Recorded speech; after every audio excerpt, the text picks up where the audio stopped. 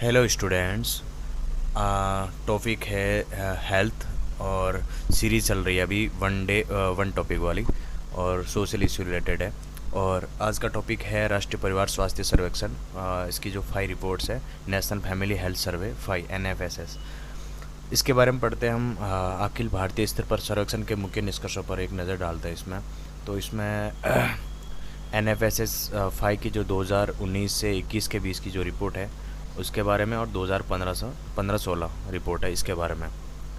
इसका जो संकेतक है कुल प्रजनन दर जो TFR प्रति महिला बच्चों की औसत संख्या, प्रति महिला लगभग 2.1 बच्चों के TFR को प्रतिस्थापित स्तर की प्रजनन क्षमता कहा जाता है। इसे जनसंख्या वृद्धि को नियंत्रण में रखने के लिए आवश्यक माना जाता है। जो NFSS 5 2019 और 21 के बीच की जो रिपोर्ट है वो 2.1 है उसमें, और 15 और 16 के बीच वाली 2.2 है। गर्भ निरोधक प्रसार दर जो कॉन्ट्रासेप्टिव प्रिवलेंस रेट है CPR है वो 67% है और उसमें है 54%। गर्भ के प्रथम 3 महीनों में गर्भवती महिलाओं द्वारा प्रसव पूर्व देखभाल ANC केंद्रों पर जाना उसमें 70% है 19-21 में, और 15-16 में 58.6% है। परिवार नियोजन की ज़रूरतें जो पूरी नहीं हुई है और उसमें जो 19 और 21 के बीच में 9% और 12.9% 15-16 के बीच में है। 12 से 23 महीने के बच्चों में पूर्ण टीकाकरण जो 19 से 21 में 76.4% है और 15-16 में 62% है। कुल जनसंख्या में लिंगानुपात प्रति 1000 पुरुषों पर महिलाएं, ये पहली बार है जब किसी NFSS या जनगणना में लिंगानुपात महिलाओं के पक्ष में झुका हुआ है। यानी जो 19 और 21 के बीच में 1020 है और 15-16 में 921 है। नवजात मृत्यु दर जो प्रति 1000 जीवित जन्मों में व्यक्ति जीवन के पहले 28 दिनों के दौरान सभी जीवित जन्मों में मृत्यु संख्या है जो 2019 और 21-20 में 24.9 है और 15-16 में 29.5 है। शिक्षा मृत्यु दर प्रति 1000 जीवित जन्म, जिसमें ये जीवन से पहले 28 दिनों के दौरान जब जीवित जन्मों में शिशुओं की मृत्यु की संख्या इसे प्रति 1000 जीवित जन्मों में व्यक्त किया जाता है। इसमें 19-21 में 35.2 और 15-16 में 40.7। 5 वर्षों से कम आयु के बच्चों की मृत्यु दर 1000 प्रति जीवित जन्म, इसमें यह किसी विशिष्ट वर्ष या अवधि के जन्म के बच्चों की 5 वर्ष की आयु तक पहुँचने से पहले मृत्यु की संभावना है। इसमें 19 और 21 की रिपोर्ट है 41.9 और 15-16 में 49.7। 15 से 49 वर्ष की महिलाओं में एनीमिया जिसकी जो रिपोर्ट है उसमें आंकड़े हैं 19 से 21 के बीच का 57% और 15-16 में 53.1%। 6 to 59 माह की आयु के बच्चों में एनीमिया इसमें 61.1 है और 67.1 है और 58.6 है 15-16 में। इसका 20 से 24 वर्ष की आयु की ऐसी महिलाएं जिनका विवाह 18 वर्ष की आयु से पहले हुआ है, इसका परसेंटेज है जैसे 19 और 21 में 23.3% है और 26.8% 15-16 में है। 25 से 29 वर्ष की आयु के ऐसे पुरुष जिसका विवाह 21 वर्ष की आयु से पहले हुआ, इसके परसेंटेज है 19-21 में 17.7% और 15-16 में 20.3% है। संस्थागत प्रसव है इसमें 88.6% और इसमें है 78.9%।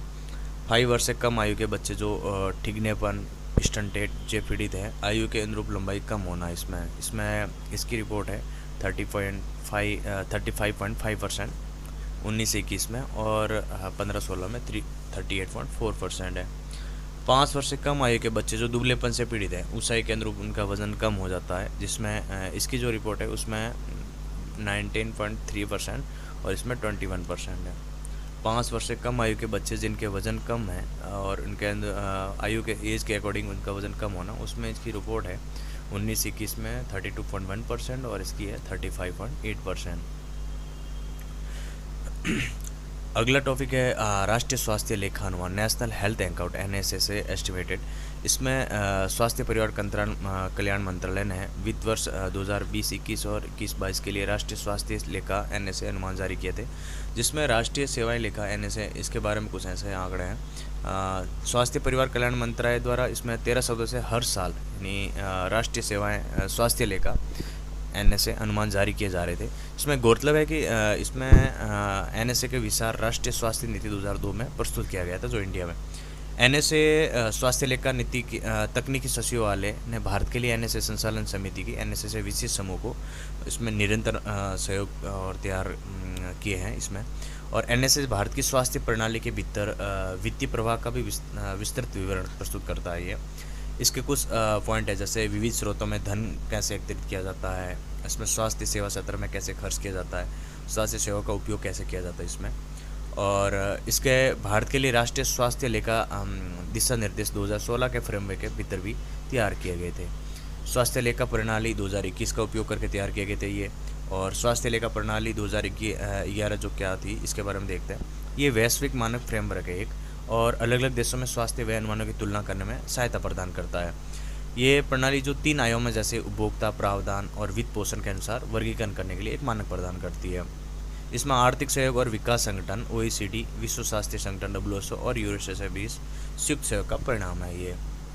भारत के लिए राष्ट्रीय स्वास्थ्य लेखा एनएसए इनके कुछ आयाम और कुछ बिंदु हैं इसमें, जैसे स्वास्थ्य संकेतक है और 17-18 के बाद से 21-22 के में प्रवृत्ति इसमें, जैसे संकर घरेलू उत्पाद GDP और प्रति व्यक्ति आय के प्रतिशत के रूप में कुल स्वास्थ्य व्यय TSE।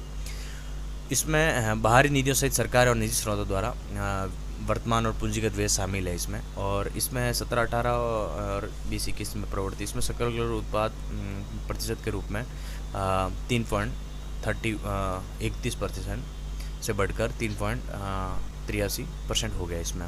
इसमें प्रति व्यक्ति जो कुल स्वास्थ्य व्यय है वो है 4297 रुपये से बढ़कर 6602 रुपीज़ हो गया इसमें। इसमें कुल स्वास्थ्य व्यय के प्रतिशत के रूप में सरकारी स्वास्थ्य व्यय GSE ये अर्ध सरकारी संगठनों और सरकार के माध्यम से दिए जाने वाले एक दान सहित संग्रह और स्थानीय सरकारों द्वारा वित्त पोषित व प्रतिबंधित सभी योजनाओं के तहत व्यय शामिल है इसमें।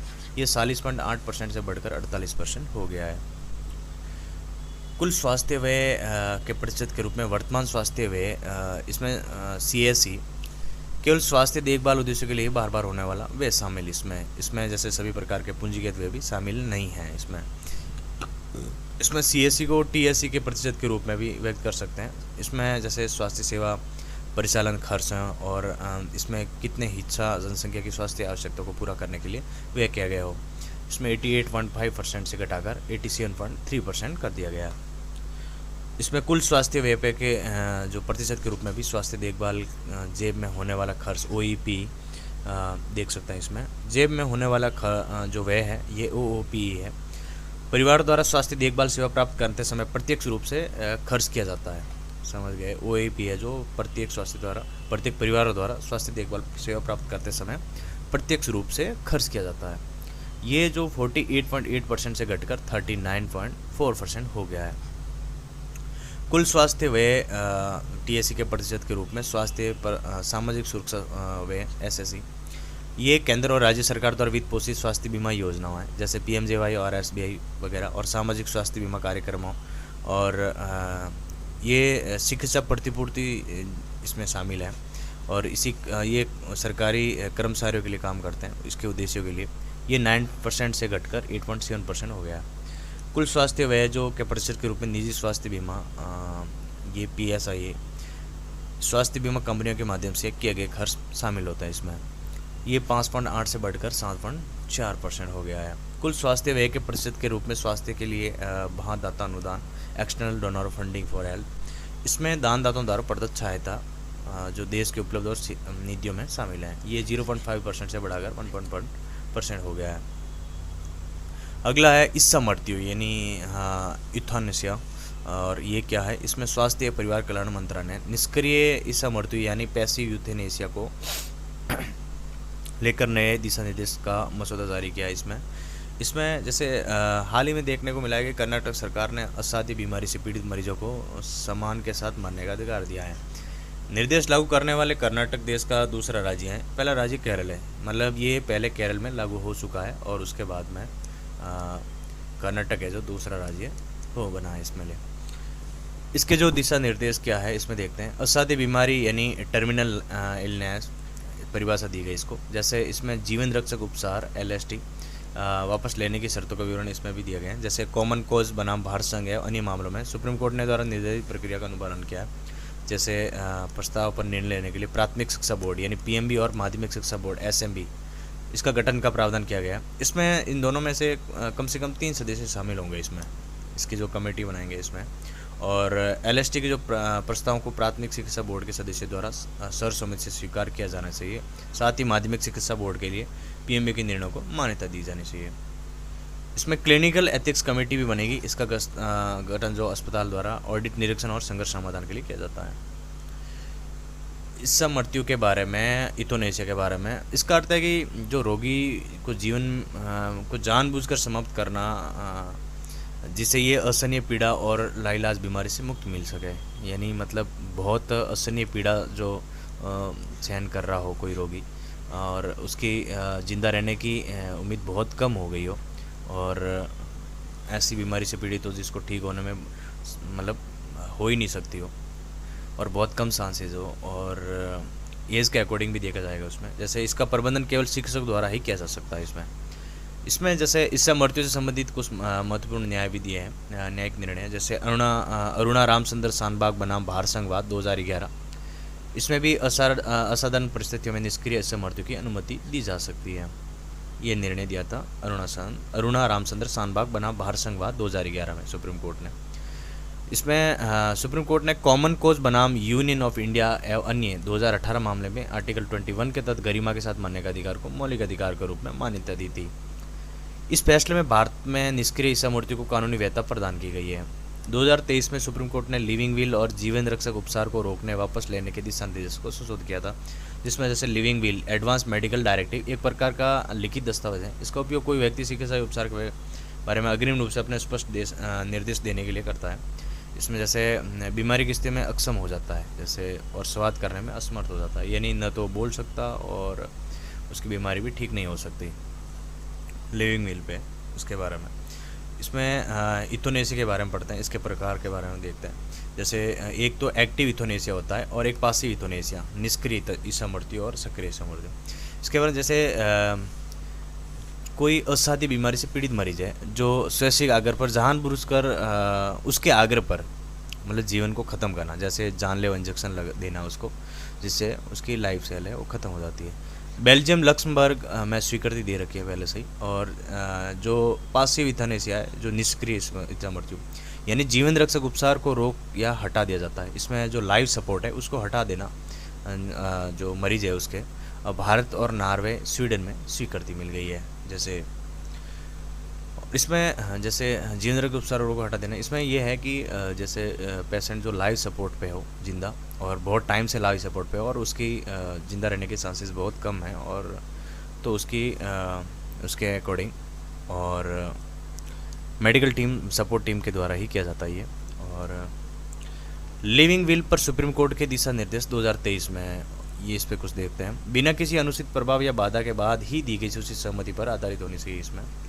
जैसे वैध लिविंग विल बनाने के लिए नोटरी या राजपत्रित अधिकारी द्वारा सत्यापन प्राप्त होगा इसमें, और दस्तावेजों में एक से अधिक अभिभावक या करीबी रिश्तेदार का नाम हो सकता है। मरीज अपने अग्रिम निर्देश को डिजिटल स्वास्थ्य रिकॉर्ड के रूप में भी शामिल करना या सुन सकते हैं।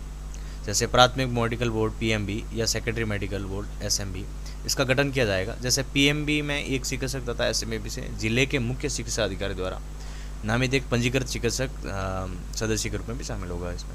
ऐसे मामलों में जैसे असाध्य बीमारी से पीड़ित मरीज का कोई अग्रिम निर्देश या एडवांस मेडिकल डायरेक्टिव नहीं है। इस मामलों में जैसे पीएमबी पारिवारिक चिकित्सक आदि या मरीज के निकटतम कोई रिश्तेदार, इसकी चर्चा की जा सकती है उसमें, और चर्चा करेंगे। लिखित सहमति पीएमबी के मामले में संदर्भित किया जाने और 48 घंटे के भीतर किए जाने वाले कार्य को प्रमाणित कर सकते हैं ये।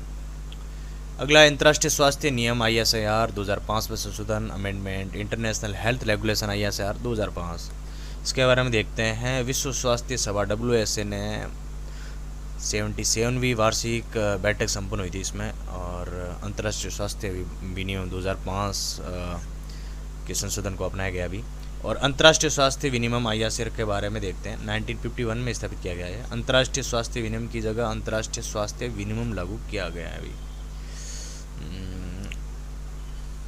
इसका उद्देश्य व्यापक और कानूनी रूप से बाध्यकारी फ्रेमवर्क है, और देशों की जो देशों की सीमाओं पर परे सीमाओं से परे लोक स्वास्थ्य घटनाक्रमों और आपात स्थितियों को प्रभावों से निपटने में देश के अधिकारों एवं दायित्वों में स्पष्ट करता है।